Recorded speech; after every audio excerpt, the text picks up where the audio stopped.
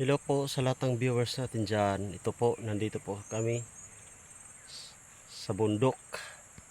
Yan po yung corn. Yan po siya oh. At saka yung mga papaya. Yan po, ang dami po ng bunga ng papaya oh. Tingnan nyo po.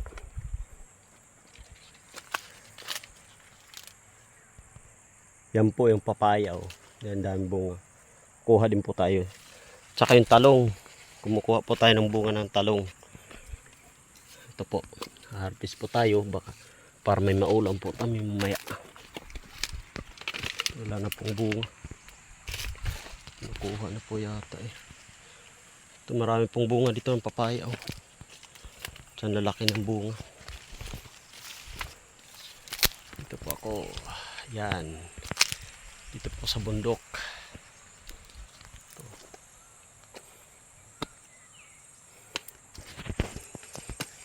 Kuha po tayo ng bunga ng papaya. Yan, sama-sama lang po yan dito sa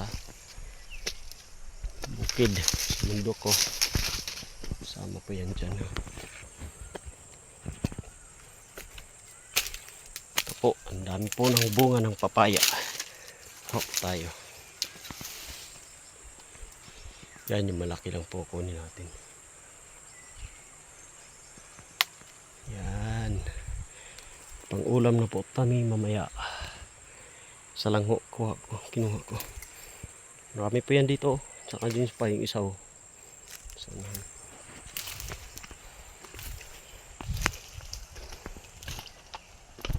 Ayan.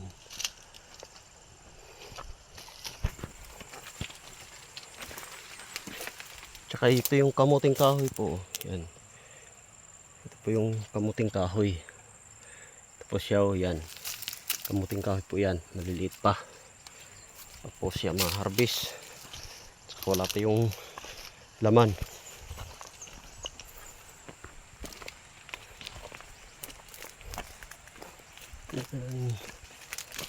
Dito tsaka kukuha din po tayo ng mais para may pang kain yung mga bata.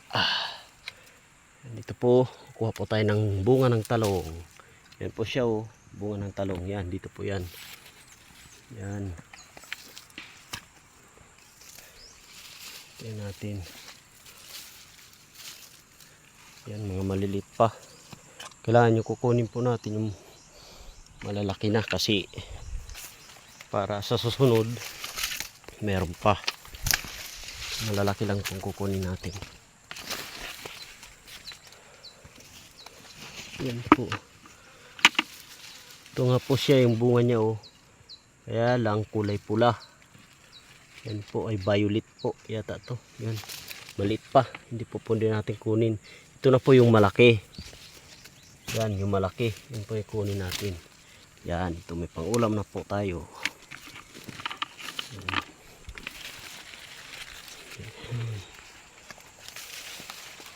So hanggang dito lang po guys yung vlog natin sa sunod na henerasyon po.